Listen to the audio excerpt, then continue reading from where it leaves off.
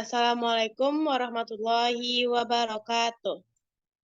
Baiklah, perkenalkan kami dari kelompok 5 ingin mempresentasikan hasil diskusi kami mengenai international trade atau perdagangan internasional 1 dengan anggota kelompok saya sendiri yaitu Leoni Amanda Istiazah dengan NIM 2106018. Saya sendiri yaitu Desri Vanerza dengan NIM 21060006. Saya Putri Andini dengan NIM 21060027. Baiklah, materi pertama yaitu akan disampaikan oleh saya sendiri. Pendahuluan,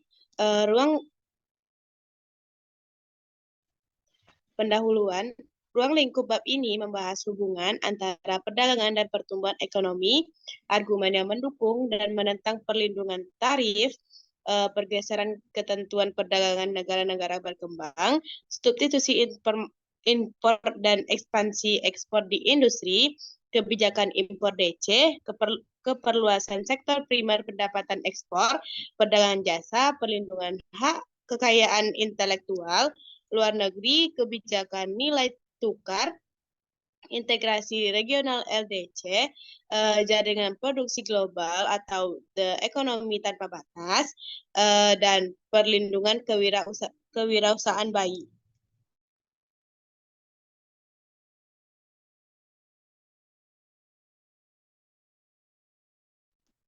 Nah, apakah perdagangan menyebabkan pertumbuhan?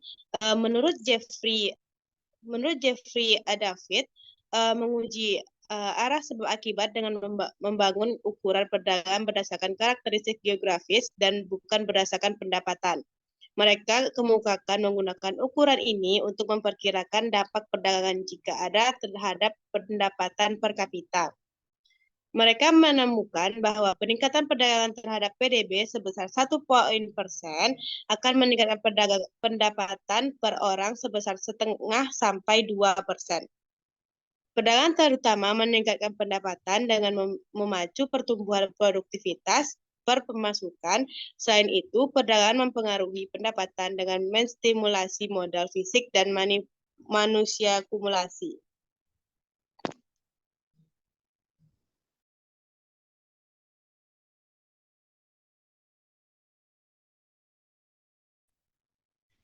Selanjutnya, menurut Alan Wakers, mengaitkan peningkatan produktivitas dengan meningkatkan persaingan impor.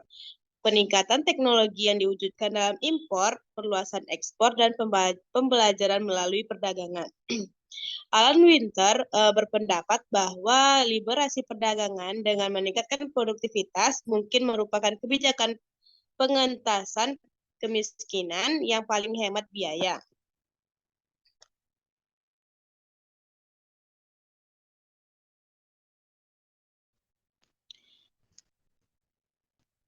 Dua, argumen perdagangan, keunggulan komparatif. Biaya, harga, dan pengembalian bervariasi dari satu negara ke negara lainnya.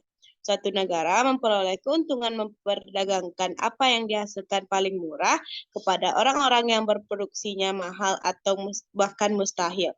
Sebagai imbalannya, negara tersebut menerima yang diproduksinya dengan harga mahal, biaya negara lain yang lebih murah. Untuk menjelaskan manfaat perdagangan timbal balik ini, internasional para ekonomi masih menerima doktrin keunggulan komparatif yang dirumuskan oleh Adam Smith dan David Ricardo. Ekonomi klasik Inggris pada akhir abad ke-18 dan awal abad ke-19 berasumsi dunia terdiri dari dua negara, misalnya LDC seperti Pakistan dan DC seperti Jepang, dan dua komoditas misalnya tekstil dan baja.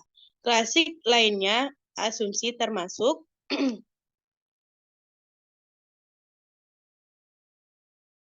satu, diberikan sumber daya produktif seperti tanah, tenaga kerja, dan modal yang dapat digabungkan hanya proporsi tetap yang sama di kedua negara tersebut. Yang kedua, penggunaan penuh sumber daya produktivitas. Yang ketiga, diberikan pengetahuan teknis. Yang keempat, meningkatkan selera. Yang kelima, dan lain-lain.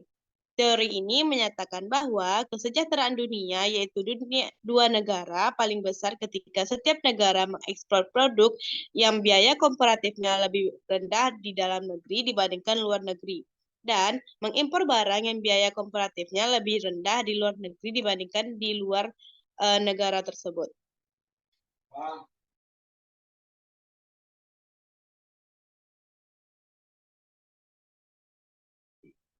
Argumen untuk tarif. Meskipun terdapat keuntungan nyata, hanya sedikit negara-negara industri baru yang melakukan upaya bebas kebijakan perdagangan.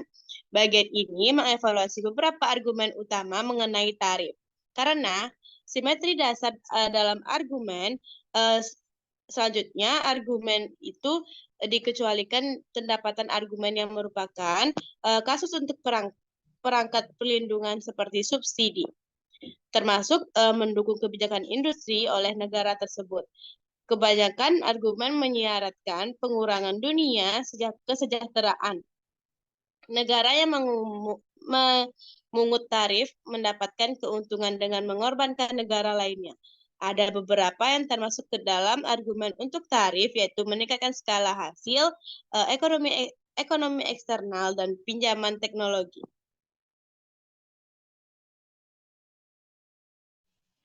4. Ketergantungan jalur keunggulan kooperatif. Menurut Paul David, menunjukkan bahwa keunggulan kooperatif bergantung pada jalur di mana peristiwa-peristiwa yang secara histori jauh mempengaruhi pola spesialisasi selanjutnya.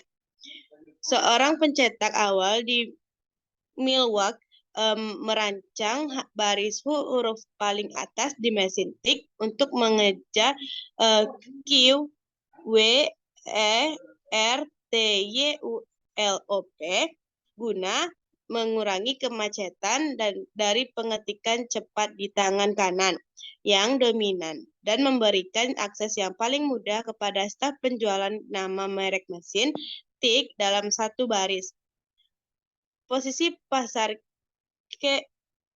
QWERTY yang membedakannya dibandingkan keyword lainnya telah memberikan keunggulan berkelanjutan bahwa saat ini posisi tersebut mendominasi tata letak keyboard di komputer. David berpendapat bahwa ada banyak contoh lainnya di mana rangkaian pilihan dibuat mendekati awal proses menentukan jalur lokasi selanjutnya dan perubahan teknologi.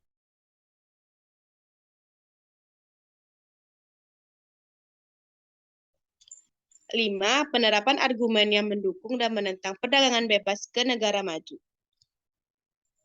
Menurut Dani Rodrik berpendapat bahwa DESI mempunyai hak untuk membatasi perdagangan. Ketika perdagangan menciptakan kondisi yang bertentangan dengan norma-norma domestik yang dianut secara luas, marilah kita periksa argumen yang menentang perdagangan bebas untuk meningkatkan upah kerja tidak terampil di DESI dan distribusi pendapatan untuk mengurangi penggunaan pekerja anak di negara-negara berkembang dan untuk melarang polusi proses di LDC. Distribusi pendapatan, pekerjaan anak, dan perdagangan dan lingkungan hidup termasuk ke dalam penerapan argumen yang mendukung dan menentang perdagangan bebas ke negara maju.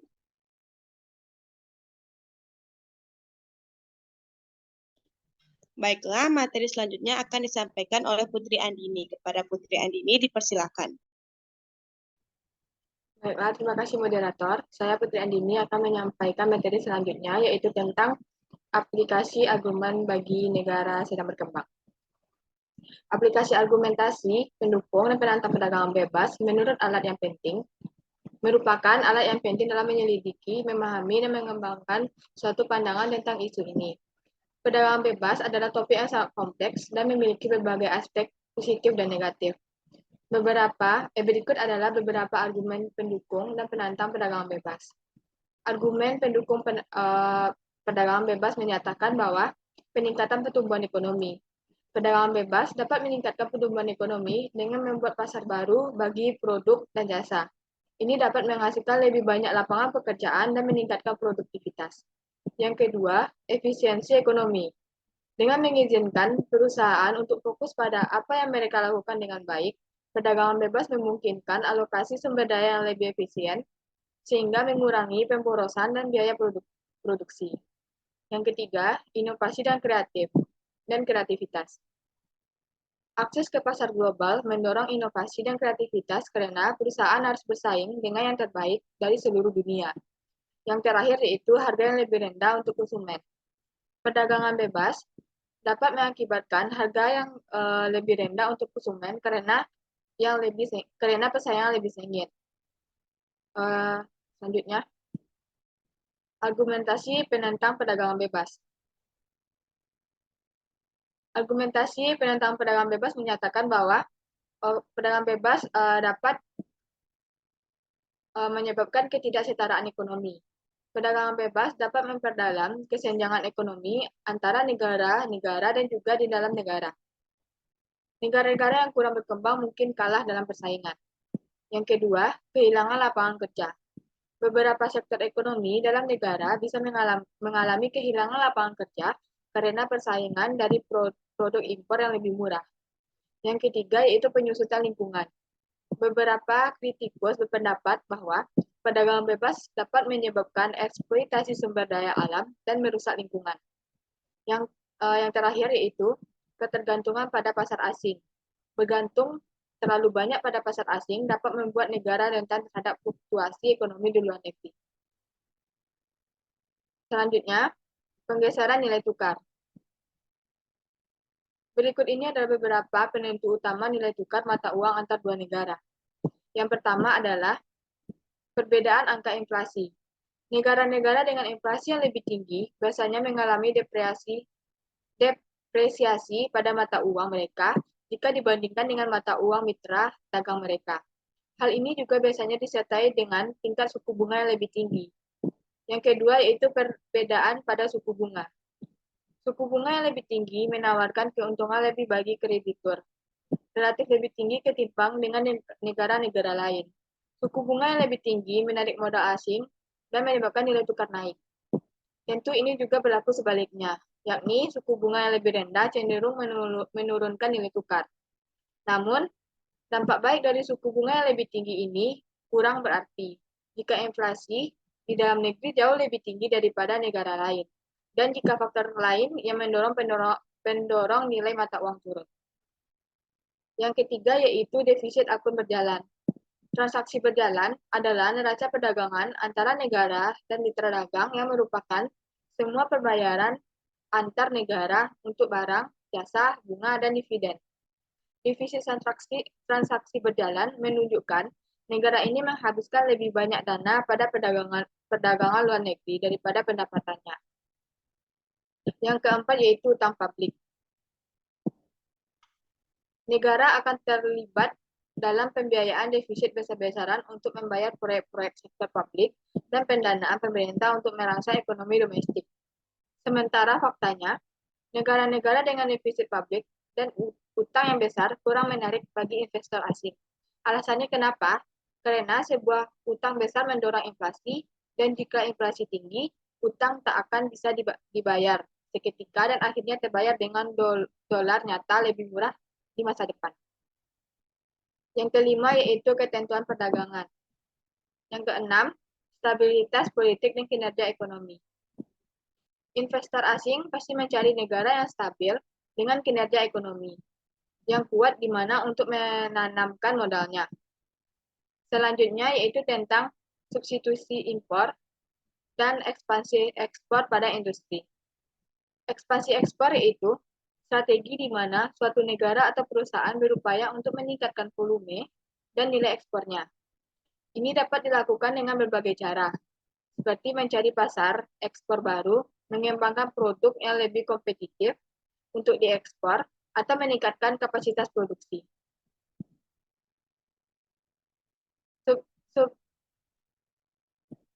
Dalam konteks selanjutnya, slide sebelumnya.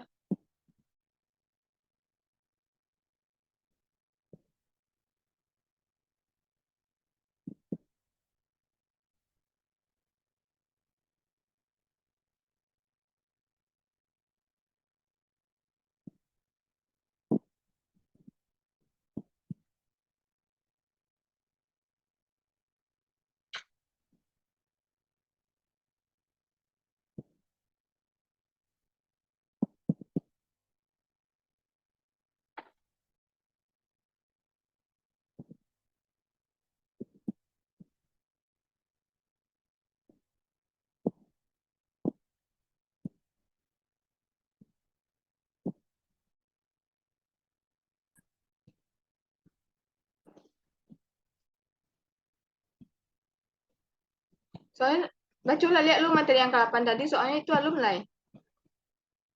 Nah, itu. Dalam konteks industri, ekspansi ekspor dapat memberikan upaya untuk memasarkan produk industri dalam negeri ke pasar luar negeri. Sementara substitusi impor dapat mencakup upaya untuk menggantikan produk-produk impor dengan produk-produk yang diproduksi di dalam negeri. Selanjutnya, kebijakan impor negara sedang berkembang.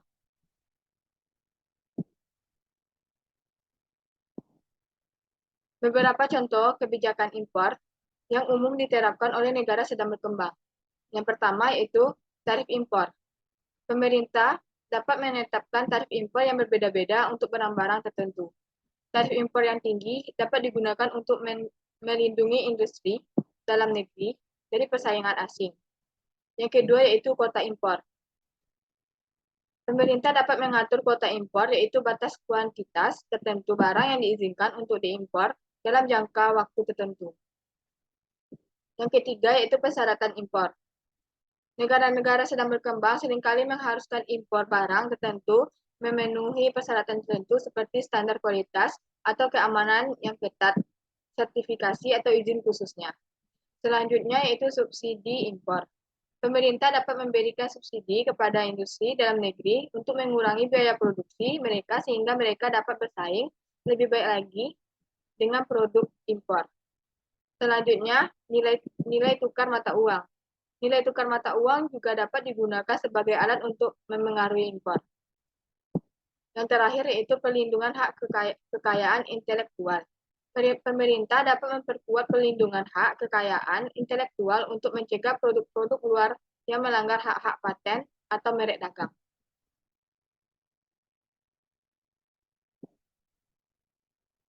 Selanjutnya, peningkatan pendapatan dari ekspor komoditi primer. Berikut adalah beberapa strategi dan langkah-langkah yang dapat diambil oleh negara untuk meningkatkan pendapatan dari ekspor komoditi primer. Yang pertama yaitu diversifikasi ekspor. Salah satu cara utama untuk meningkatkan pendapatan adalah dengan mengurangi ketergantungan pada satu komoditas primer tunggal. Yang kedua yaitu peningkatan kualitas dan produktivitas. Meningkatkan kualitas dan produktivitas dalam produksi komoditas primer dapat membantu negara untuk memperoleh harga yang lebih baik di pasar internasional. Yang ketiga yaitu nilai tambah. Negara dapat mencoba untuk meningkatkan nilai tambah pada komoditas primer mereka melalui pengelolaan dan manufaktur lebih lanjut sebelum diekspor. Yang keempat yaitu perjanjian perdagangan yang menguntungkan. Negara-negara dapat menjalani perjanjian perdagangan yang menguntungkan dengan mitra dagangnya untuk mendukung ekspor komoditas primer mereka. Selanjutnya, diversifikasi pasar tujuan. Mencari pasar ekspor baru atau meningkatkan pangsa pasar di negara-negara yang sudah ada dapat membantu meningkatkan pendapatan dari ekspor komoditas primer. Yang terakhir yaitu manajemen risiko. Negara-negara dapat mengadopsi strategi manajemen risiko untuk mengurangi dampak fluktuasi harga komoditas pada pendapatan ekspor mereka. Ini dapat mencakup penggunaan instrumen keuangan seperti kontrak berjangka atau cadangan devisa. Peningkatan pendapatan dari ekspor komoditas primer adalah penting karena komoditas primer seringkali memberikan fluktuasi harga yang signifikan. Oleh karena itu, diversifikasi ekonomi dan strategi yang tepat dapat membantu negara-negara mengurangi risiko ekonomi yang terkait dengan ketergantungan pada komoditas primer tertentu. Baiklah, hanya itu materi yang dapat saya sampaikan. Saya kembalikan kepada moderator. Terima kasih Putri Andini. Materi selanjutnya akan disampaikan oleh Desrifani. Kepada Desrifani dipersilahkan. Baik, terima kasih moderator. Baik, saya akan menyampaikan materi yang ke-11, yaitu pembagian produksi global dan ekonomi tanpa batas dalam perdagangan internasional. Pembagian produksi global, yaitu pembagian produksi global adalah fenomena di mana berbagai tahap produksi suatu barang atau jasa terbagi di antara berbagai negara. Ini terjadi ketika negara-negara bekerja sama dalam rantai pasokan global untuk menghasilkan barang dan jasa yang lebih kompleks. Ekonomi tanpa batas. Ekonomi tanpa batas yaitu ide bahwa dalam era globalisasi dan perdagangan internasional yang kuat, batas-batas nasional semakin tidak signifikan dalam hal ekonomi. Ini berarti bahwa barang dan jasa modal dapat bergerak secara bebas di seluruh dunia tanpa hambatan signifikan. 12 yaitu kebijakan impor negara maju dalam perdagangan internasional. Yang pertama yaitu tarif impor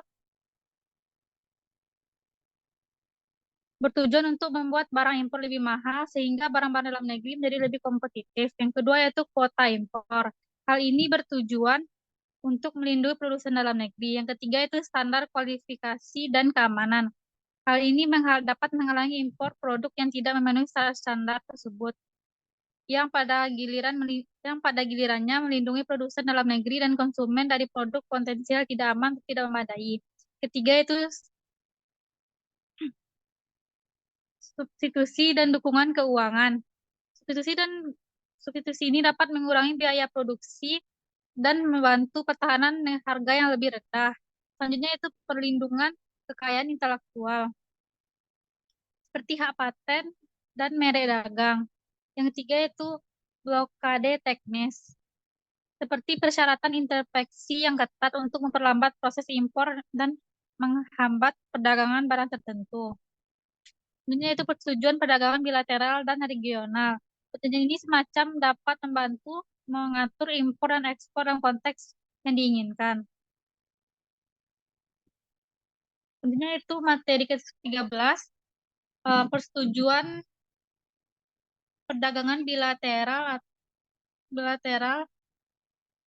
yaitu ekspor barang-barang yang merupakan barang mentah atau barang alam seperti pertanian, pertambangan, dan hasil hutan tanpa mengolah atau manufaktur yang signifikan. Ini mencangkup produk seperti biji-bijian, minyak bumi,